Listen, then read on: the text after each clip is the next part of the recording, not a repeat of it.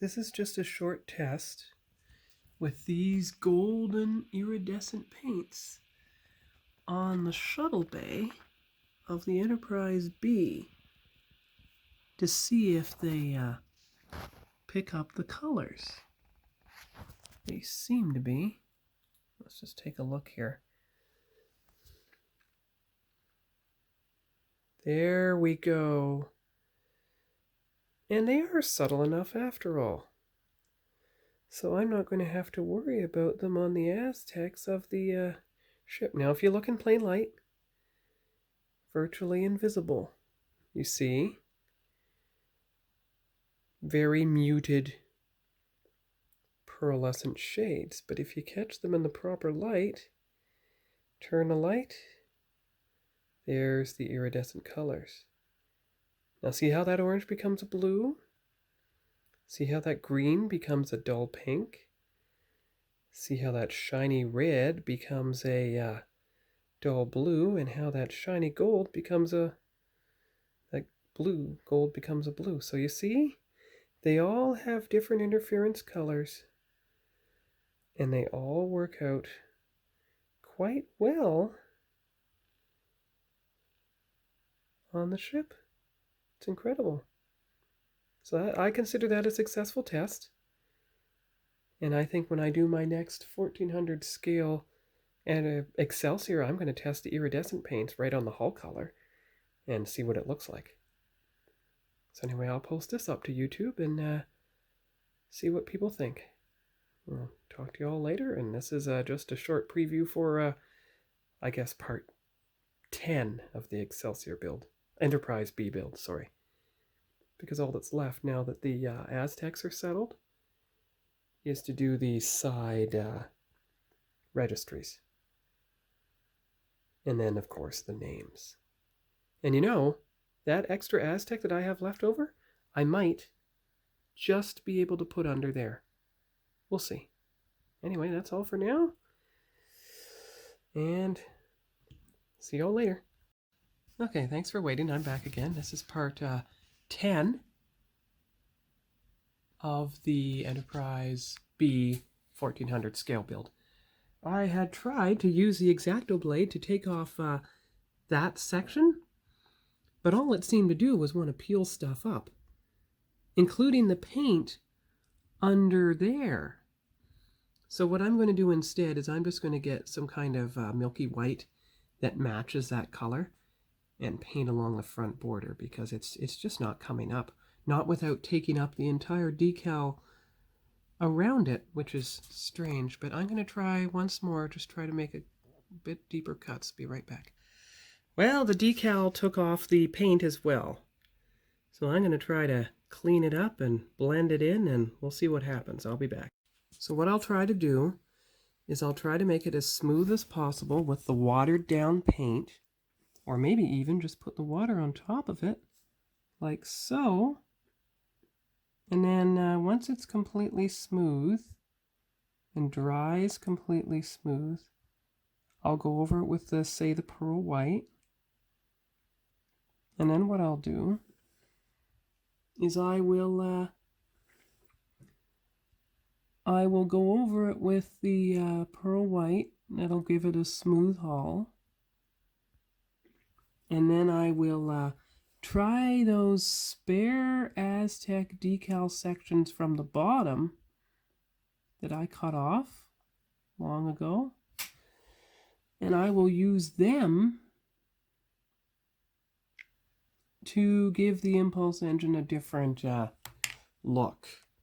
So that's, oh, just a second, because you gotta put the water across the entire thing so it looks smooth and deliberate. And then you just leave the ship like that. You'll put the pearl white on it after it's dry. Again, watered down. Or maybe it'll just leave it like it is. Let it dry completely. And then I'll apply any extra Aztec decal bits, which you can see like there beside the number 7. I'll apply them to the engine. And we'll just see what we get. And that'll be the end of that. Thanks for waiting. I'm back again. I realized that the impulse engine sections, the Aztec decal sections I had left over from the bottom impulse engines, will fit perfectly over top of the impulse engines that I applied the white to on the ship.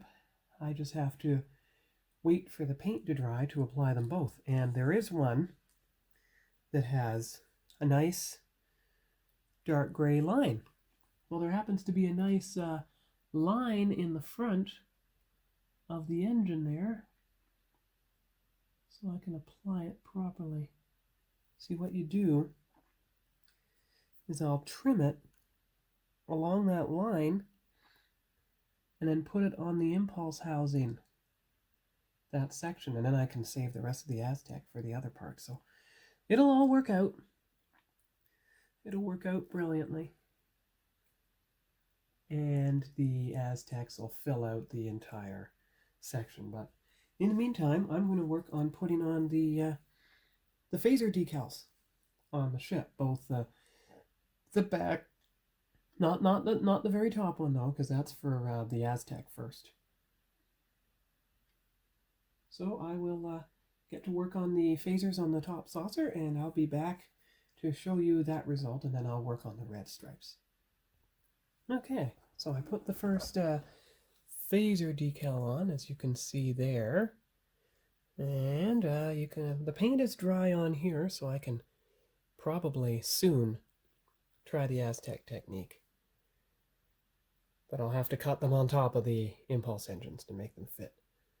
So I'll continue with the phasers and show you the results once I'm done.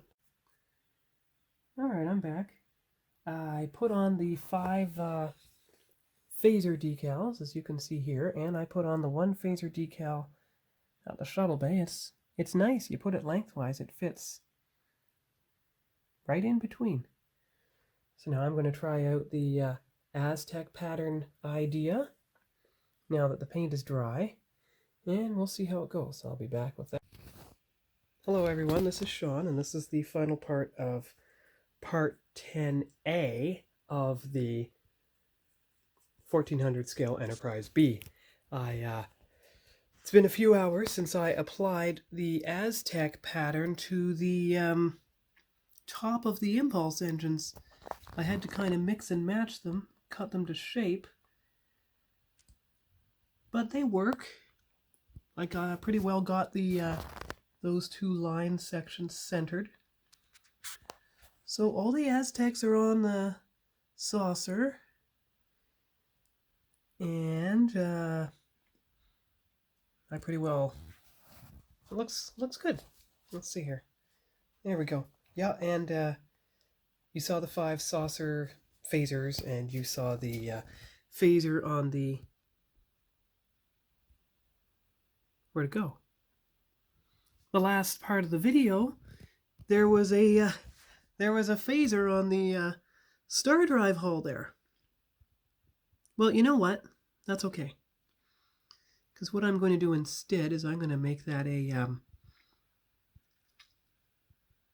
navigation light or something. Give me 1 second. Okay, I'm back. I'm going to apply the it's shiny wicker white to that part of the hull, and we'll see if I can oh, actually I'm going to use the toothpick. Let's see if I can get it to work. If not, I have another idea. But we'll see if this idea works first.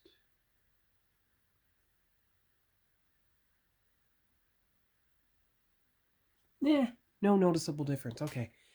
Plan B, be right back. No pun intended. Or maybe it is, because I love puns. Okay, I'm back. This is Plan B. I'm going to use the toothpick and turn it into a single turret phaser to replace the missing decal. So, oh, there we go. Got the orange on the tip of the toothpick. Here we go.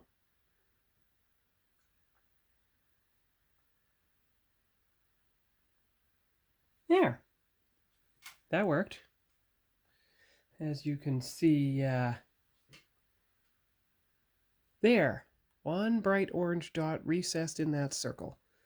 almost like it was made to be a single point rear phaser that enemies won't expect to see if they approach the ship from the back.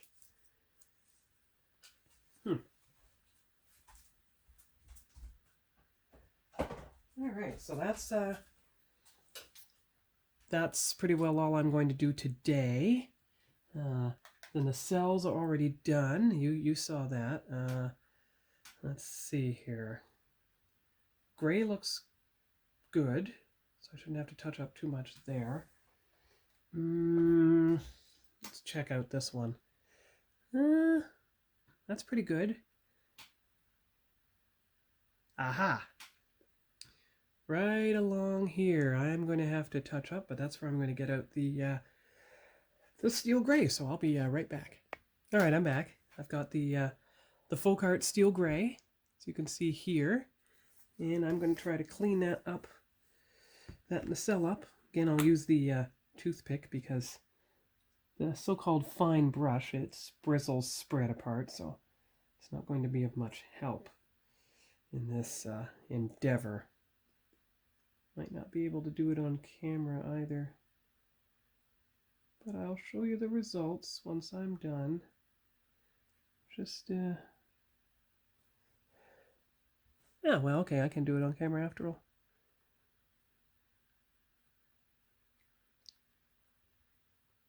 Well, it's working slowly. Yeah, there we go. You just have to keep the nacelle angled like that. The thing about the toothpick, unfortunately, just doesn't hold the paint in for long at all. You barely get any paint on it, actually. But the problem with the paint brushes is they just don't... their point doesn't stay sharp for long enough, unless, of course, you let the paint dry on it when the point is sharp. And then you've got a nice sharp point paintbrush. See, there you go. That's about the best I can do to get the gray melded back into the nacelle. So we just have to prop it against something so that it stays at that angle.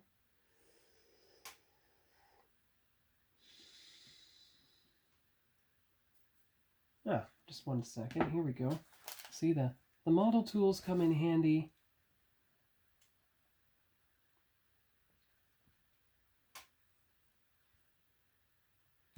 And so does the paint. There we go. So I'll use the paint itself to prop the nacelle up at the proper angle so that the paint can settle and dry. There we go. So that's as you see, you can see what's left. The white circle outlines are what's left. Oh, the phasers. One second, I'm going to mark the phasers. All right, so the guide is now labeled. You can see how the phaser strip is colored in, and you can see how I accounted for the pearlescent on the iridescent on the Shuttlebay, colored it in as painted. So all that's left on the star drive hull, as you can see, is those two decals, 31 and 33. And of course, they're not going to be put in place until the nacelles are attached, which is pretty well going to be the next step after the saucer secondary hull trim. So that's all for part A of section A of part 10. And I landed on a proper note this time. This is why I watch my videos before I splice them together, so I know if it ends abruptly and something was missed. So that's all for now, and I will see you here for part B when I do enough model work to film it. So, hope you had a good Family Day weekend here in Canada, and talk to you later. Bye-bye. Hello everyone, this is Sean, and this is part 10B of the 1400 scale Enterprise B build series. Lots of B's in that sentence. Anyway, what I'm doing before I put down the thruster decals on the saucer rim is I am coloring the area where the thruster goes with Inca gold. But, well, actually, at first I thought it wasn't getting good coverage, but then I realized it is, so I don't have to use a flat yellow base first.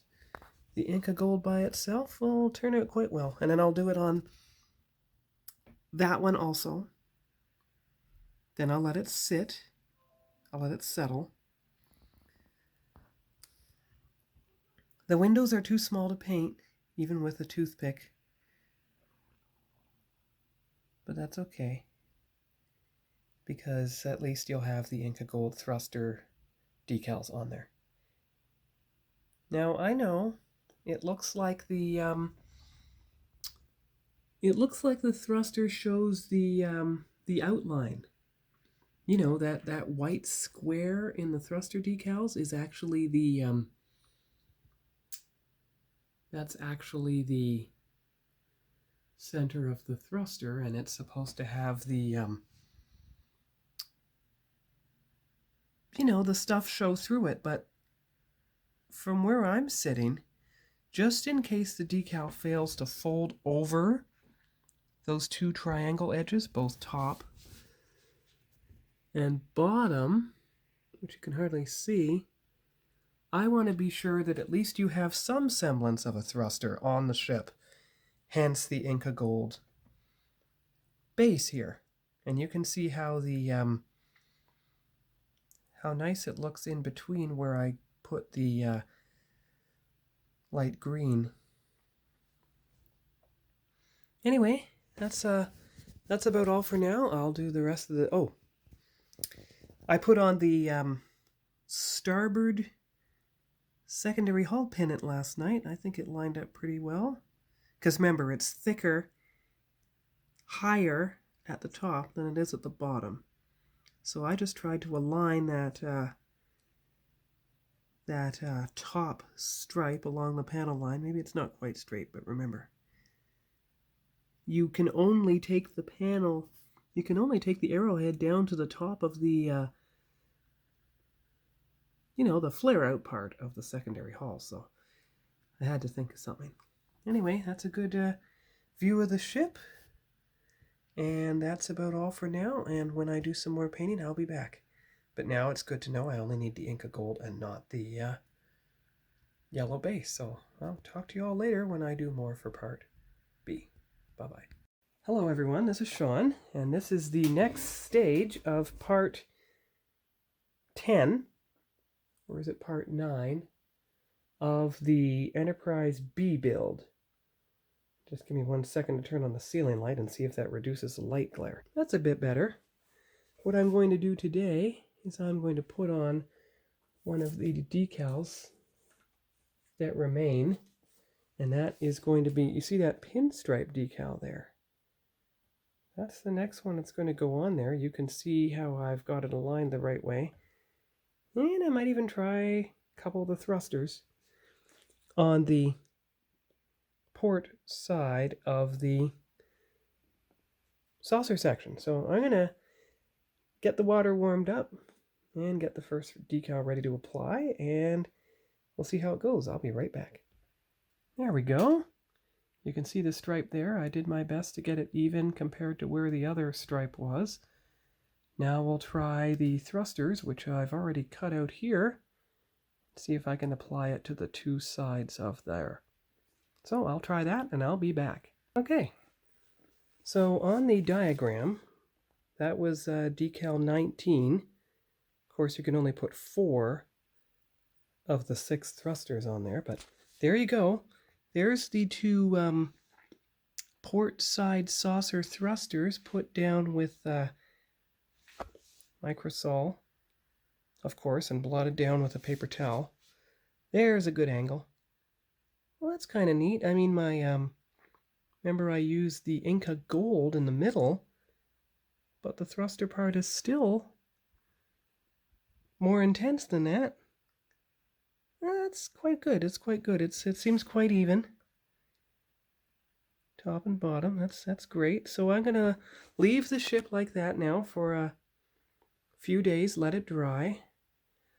I'll flip it over onto the other side, hopefully not dislodge the decal, but as you see, if the decal gets dislodged, I have 2 extra. And that's all for now for this section of the Enterprise B build. And I'll be back with the other side of the saucer and the nacelle attachment. That'll be the next stage. Attaching those nacelles using some of that cardboard to put underneath to hold the nacelles up at the proper angle until the glue is set. So anyway, I'll talk to you all later and hope you have a good March break, and we'll see you here next time. Bye-bye.